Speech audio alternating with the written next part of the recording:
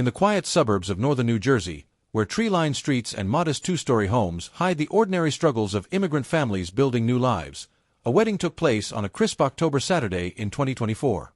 The bride, Priya Kapoor, 26, wore a deep maroon lehenga embroidered with gold thread that caught the light as she walked down the aisle of a community hall decorated with marigolds and fairy lights. Her groom, Arnav Singh, 29, stood tall in a cream sherwani, smiling broadly at the guests, mostly family flown in from Gujarat and cousins scattered across the East Coast. Priya had grown up in Edison, the daughter of a pharmacist father and a schoolteacher mother who emphasized education, tradition, and the American dream. She graduated with a degree in marketing from Rutgers, landed a solid job at a mid-sized ad agency in Manhattan, and carried herself with the quiet confidence of someone who had balanced two worlds her whole life.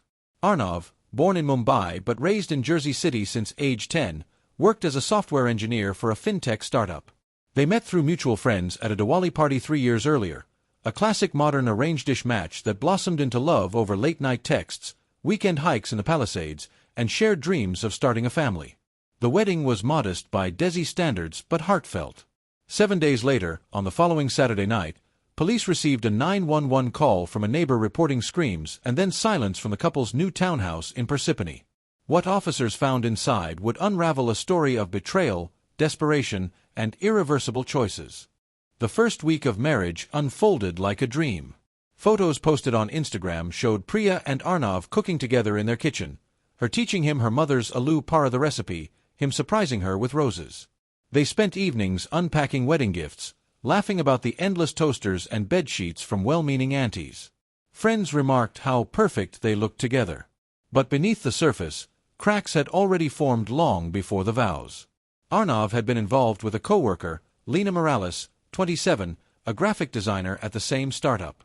Their relationship began casually during late-night project deadlines, evolving into something more over 18 months. Lena knew about Priya. Arnav had described the upcoming wedding as family pressure he couldn't escape. He promised Lena it would change nothing, that the marriage was cultural obligation, not love. Lena, raised in a blended Puerto Rican-Irish family in Queens, believed him at first. She wanted to believe the future he painted, divorce after a respectable time, then a life together. Priya discovered the truth on day 6 of marriage. While Arnav was at a team-building event, a lie she would later confirm, she borrowed his laptop to print boarding passes for their delayed honeymoon to Miami. An open email thread caught her eye, intimate messages, photos, plans for a secret weekend getaway the following month. The final email from Lena, sent that morning, "Can't wait to see you again. Tell her whatever you need to. We're worth it." The screen blurred as Priya read. She sat motionless for nearly an hour, the house silent except for the hum of the refrigerator. Shock gave way to nausea, then a cold, focused anger she had never felt before.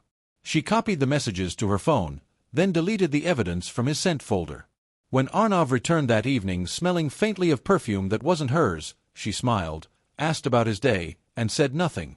The next evening, exactly 7 days after the wedding, Priya invited Lena over under a pretext.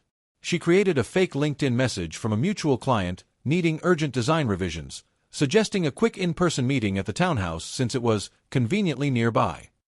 Lena, curious and unsuspecting, agreed. Arnav was out playing basketball with friends, or so he told Priya. Lena arrived around 8 p.m., dressed casually in jeans and a leather jacket. Priya greeted her politely, offered chai, and led her to the living room. The conversation started innocently: work, the city, weekend plans. Then Priya placed her phone on the coffee table, screen up, displaying the forwarded emails. Lena froze. This isn't what? Priya cut her off calmly. Don't lie. I know everything. What followed was not a shouting match but a quiet, devastating exchange. Priya asked questions in a measured voice. How long? Did you think I wouldn't find out? Did he tell you he loved you?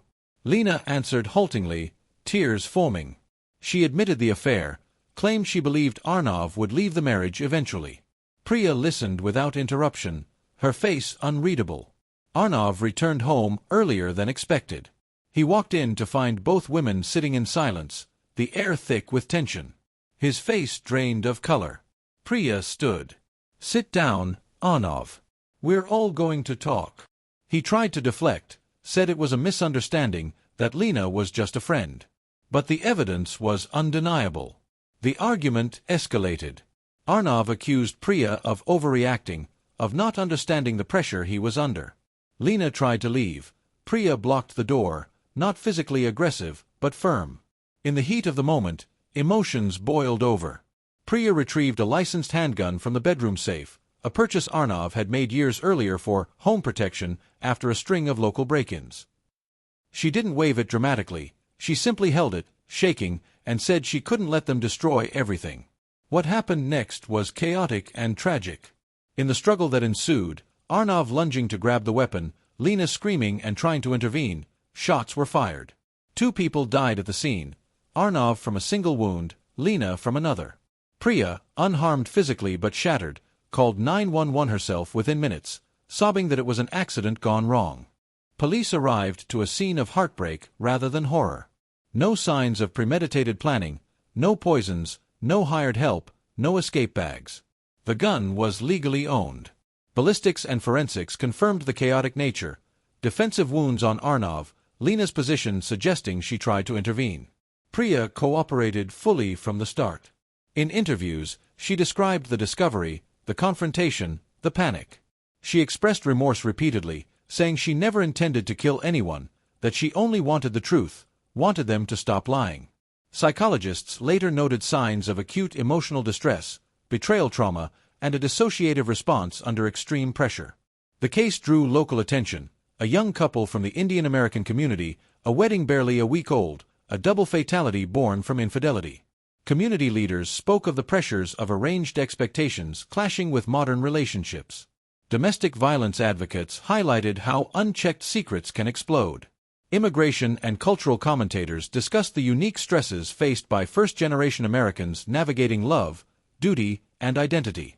Prosecutors charged Priya with 2 counts of manslaughter, not murder, citing lack of premeditation and the spontaneous nature of the incident. The defense argued diminished capacity due to profound shock and fear. After months of legal proceedings, a plea deal was reached. Priya pleaded guilty to lesser charges of criminally negligent homicide and reckless endangerment. She received a sentence of 8 years, with eligibility for parole after 4, plus mandatory counseling. Today, Priya remains in a women's correctional facility in New Jersey. Letters from her family speak of forgiveness mixed with grief. Arnav's parents returned to India, heartbroken and estranged from the Kapoors. Lena's family quietly mourned, choosing privacy over public statements. The townhouse in Parsippany stands empty, for sale with a motivated seller sign. Neighbors still whisper about the night the screams stopped.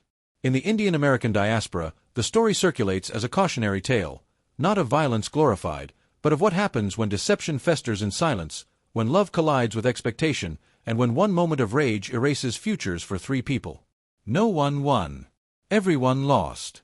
What drives a woman who had everything to hope for to a point of no return? Perhaps only Priya knows. In her own words from a court statement, "I wanted forever. Instead, I ended it for all of us."